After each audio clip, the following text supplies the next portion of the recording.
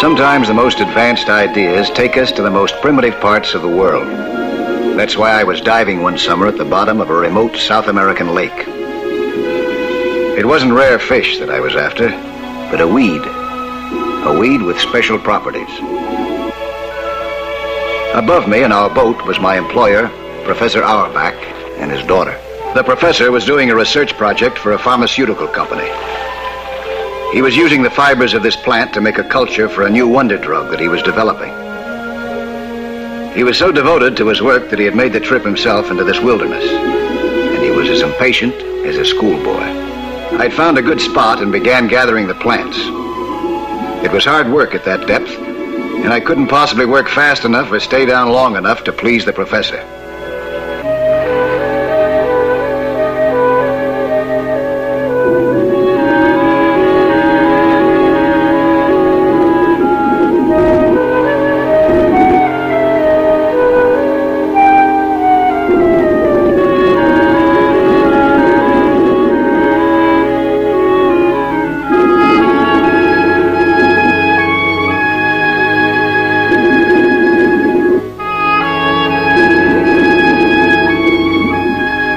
In his enthusiasm, he minimized the problems of working underwater. In fact, all the problems of our project, including the hostility of the local fishermen to this abrupt intrusion of the 20th century into their age-old way of life.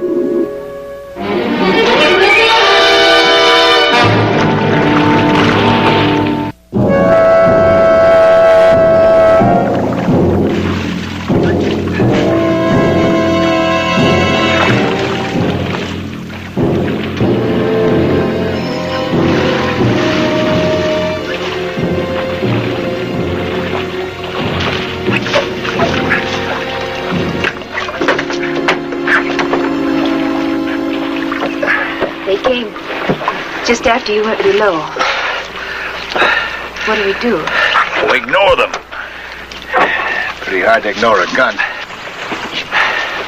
Have you tried talking to him? Well, I'm a bacteriologist, not a diplomat. I'll give it a try. How's your Spanish? Not too good. Senor, puedo hablarle. Estamos amigos. Amigos. What is this thing you have on your back? It gives me air when I'm underwater. I just getting this weed here. You will not be funny with me, mister. It's the truth. It's a special kind of a weed. It's for this gentleman here. He's a bacteriologist. What does he want with the weed? He's going to make a medicine from it. Medicine? On the bottom of the lake? You think that I believe that? You have come for the fish. You have a way to capture hundreds of them all in one time, huh? You will frighten away the fish as the big steel airboats have frightened away the ducks and they don't come back. Steel airboats? They must mean a jet plane. There's a jet airbase nearby. Look now. We're telling you the truth. We're not after your fish. We stay. We wash. Well, let's move to another spot.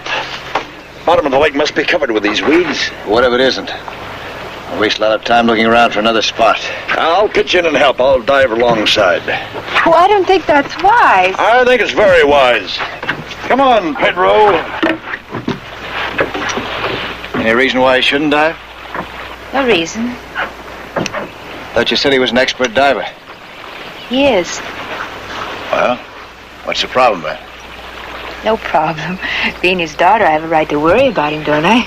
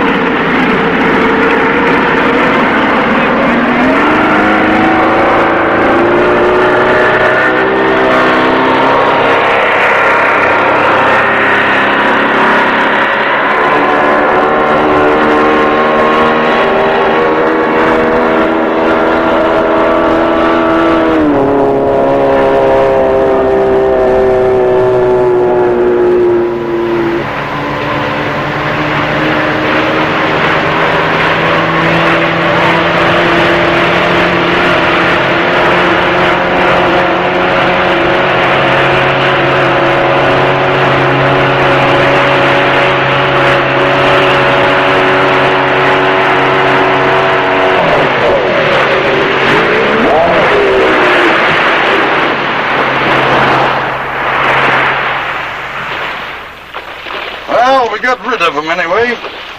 I hope so. How you feel? Trim as an eel. I'll beat you down by 50 feet. You've dived in deep water, huh? Yeah, it's 100 feet or so. That's a lot deeper here. Dad, now you be careful. Both of you are acting like I'm a 10-year-old going in for his first swim. Well? Dad, your glasses. Oh.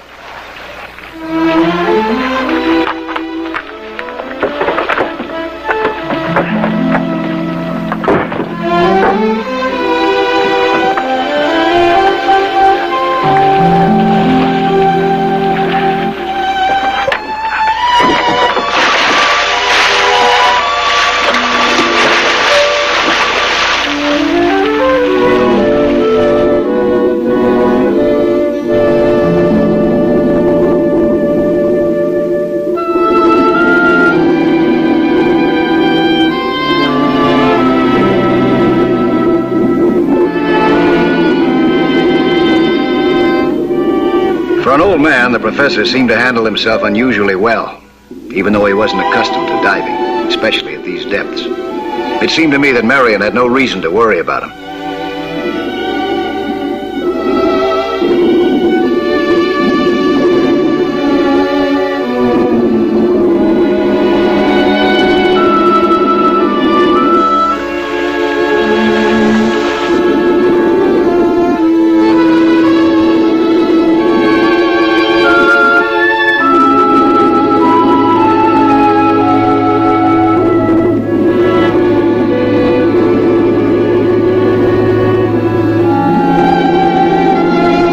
Another bed of plants, and Professor Auerbach was very pleased.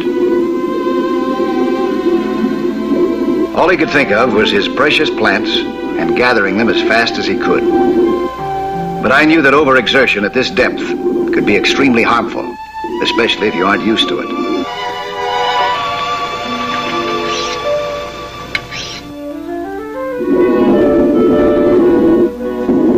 So after a while, I suggested that we call it a day. The professor started up. I followed.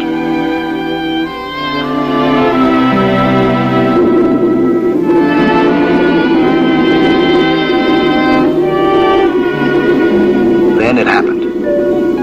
The sudden appearance of a big alligator was too much for the professor. He knew that they wouldn't bother a diver, but panic made him forget everything. He shot to the surface as fast as he could. The rapid change of pressure was sure to be dangerous, but he was gone before I could stop him. I had to go up slowly myself, for the change in pressure would get me, too.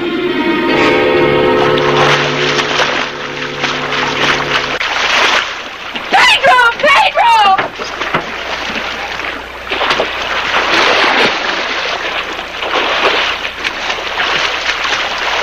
Hurry! Hurry!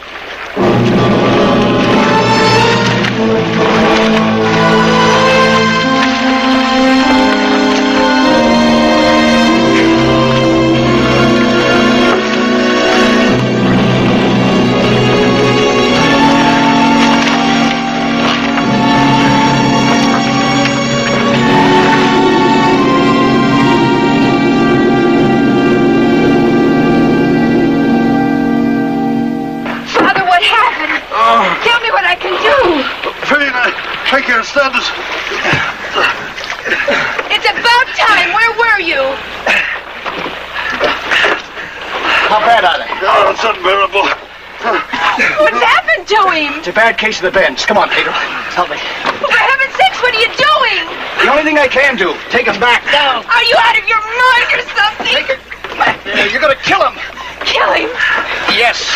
He needs a decompression chamber. A decompression chamber, but we don't... Now, there's no time to explain. Every second counts. Give me that marker board, huh, Pedro? Hold it. Hold it, Pedro. Now, listen. You're going to feel all right. Much better when you get down there. You understand? Hand me those weight belts, huh? When we get down. Oh. Does he fix his mask all right? You got your mouthpiece? All right, let's go.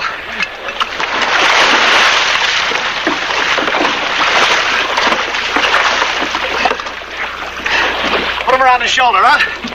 That's right. The other one? Okay, fella. Let's go. Marion was almost hysterical, but there was no time to explain to her how her father's body had become riddled with tiny air bubbles. A return to the heavy pressure below would get rid of those bubbles and keep more from forming. This would give the professor some relief. But he couldn't stay down there very long. Bringing him slowly to the surface in the usual way wouldn't be adequate now.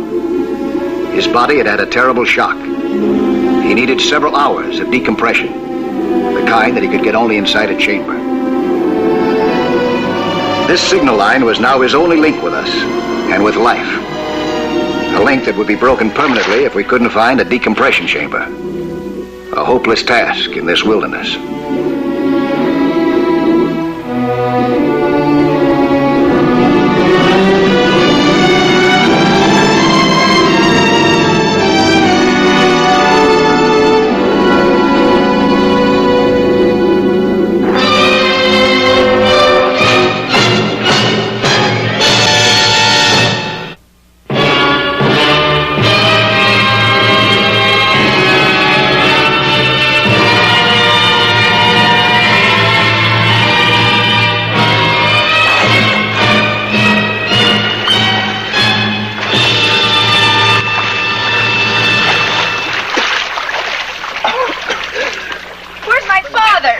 He's down below. You left him down there by himself? I had to. That's all I could do. We need help.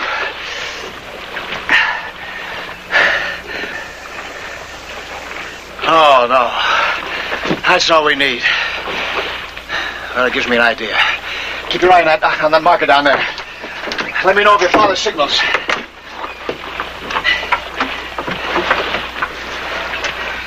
G57, G57, calling anyone, emergency. G57, G57, calling anyone, emergency, emergency, over.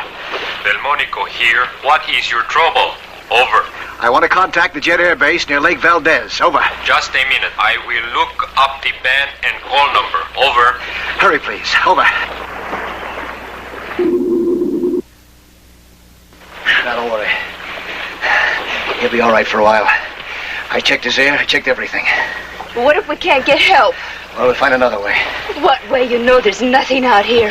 G57, Delmonico, over. This is G57, come on in, Delmonico, over. That Valdez Air Base call number is G-64. Ban 20-40. Over. Roger, thanks. G57, over and out.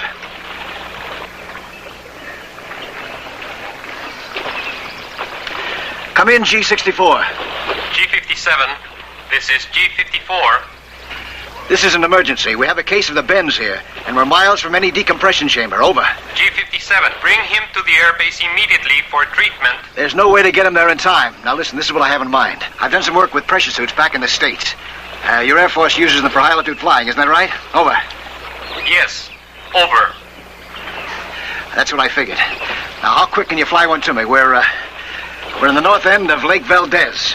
Over. G57, it will take 20 minutes. That's great. Tell him to look for a smoke flare, huh? Hurry. G57, over and out. Well, got ourselves a pressure suit. Poor Dad. I never did understand what the bends were. Must be awful. The bends are, well, they're kind of like opening a soda pop bottle too fast. The sudden release of pressure creates all those bubbles. When your father came up too fast, the sudden release of pressure on him created all those bubbles in his body. And nitrogen bubbles all throughout his whole system. They're very painful, and they can be fatal unless you get rid of them right away. The only way to do that is to cap the bottle or take your father down to the bottom again. Well, I thought we needed a decompression chamber for that. We do. That's a little too heavy to drop. Next best thing to it is the pressure suit. Will it really work? Well, I don't know if it's ever been tried before, but it should work. The Air Force uses it for supersonic flights at tremendous altitudes. And the body undergoes the same kind of pressure changes down below as it does up there. Look at that. Mark, boy, get that extra tank for me, will you? Now, if that jet comes by, be sure and put up a smoke flare, huh?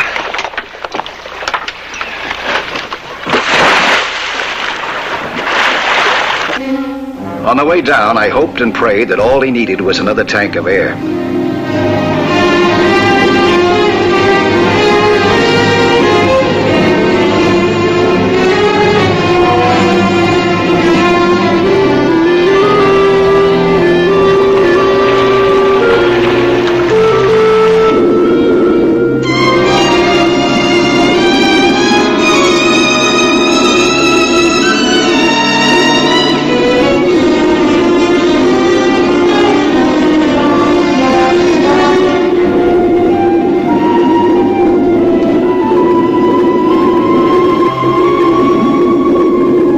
Bringing him back to the surface now with no decompressor waiting for him would be inviting death.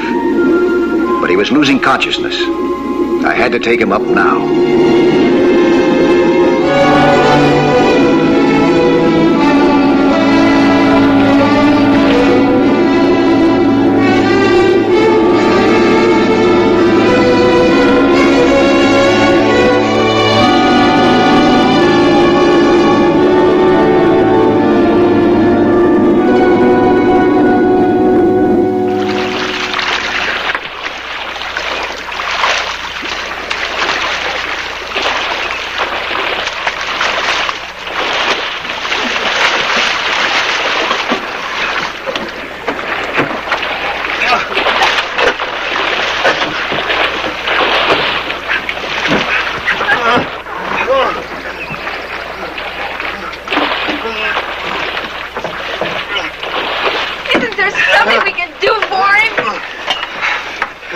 Nothing but wait.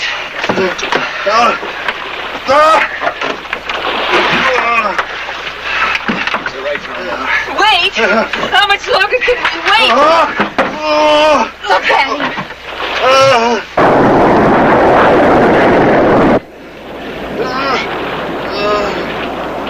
Listen. Pedro, get that smoke flare.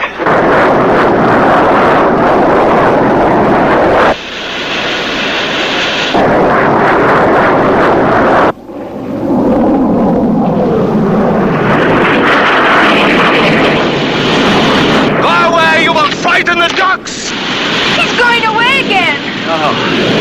He's just turning around. He's gonna come in low before he drops it. There he comes.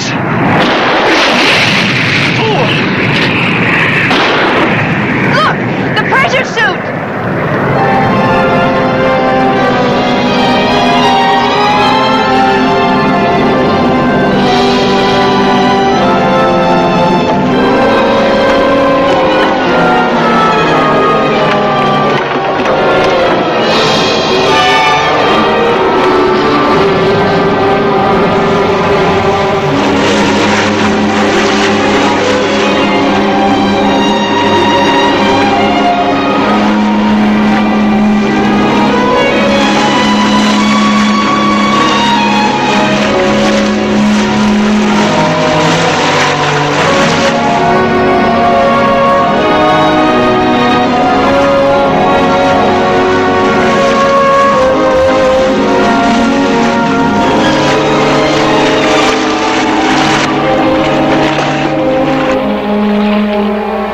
Take it, senor. Wouldn't do you any good. It was dropped for us. Carlos, you will bring it in the boat.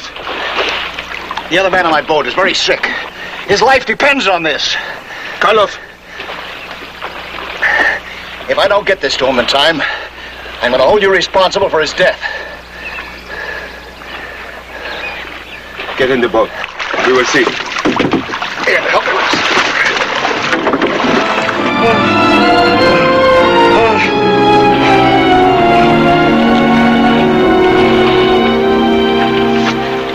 Gonna be all right now, fella?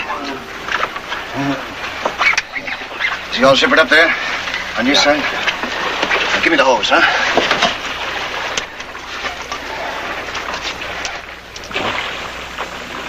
All right, kick it over.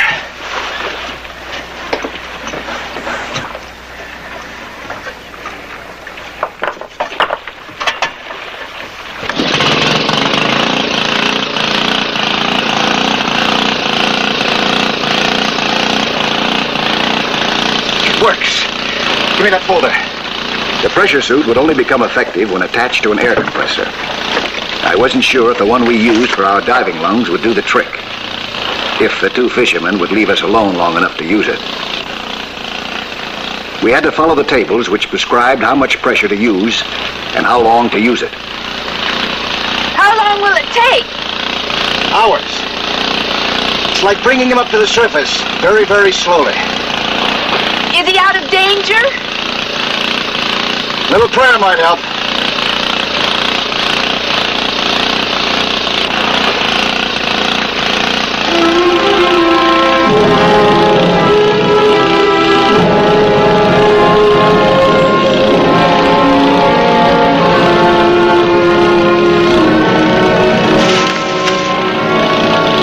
Carlos, escopeto.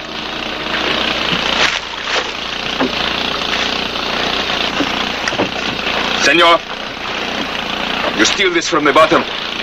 It is food for our fish. Plenty more where that came from. It belongs here. It belongs to us. Listen, the fish belong here too. But you catch them and sell them, don't you? See, we sell. All right. Why don't you catch this weed and sell that to us? You pay? Yeah, sure, we pay. Professor needs a lot of this. Much more than we can gather. How much you need? Enough to keep you busy when you're not catching any fish.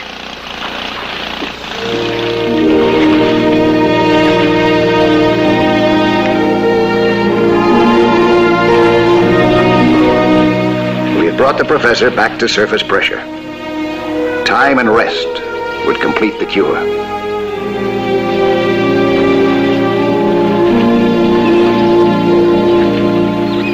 How do you feel, Dad?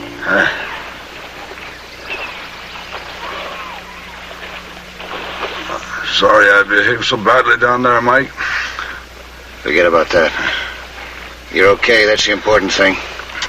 And you found what you were looking for. Yes. Yes, how soon will I be able to start gathering the weed? If I were you, I wouldn't worry about that. I'll worry, of course I worry. We only have the... Great Scott, where did he come from? Well, look at him, he's going to take the weed. No, he's going to find you some more. I made a deal with him while you slept. Alfonso, ¿habláis muy billetes? Sí, ¿Mucho dinero? sí. Ven out por él. Here. Hey, take this. But be careful. Gracias. Ándele.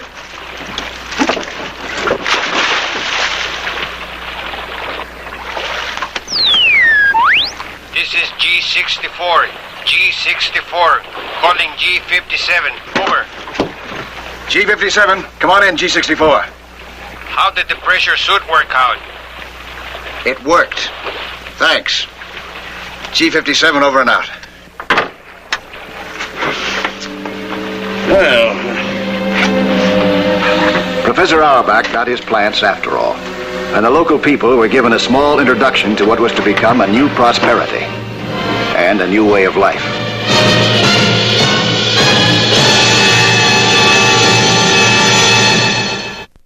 Hello there. I'm Lloyd Bridges. You know, 3/5 of the world is covered by the sea, and how little most of us know about that underwater world. Go below with us again next week, huh? For another thrilling adventure in Sea Hunt.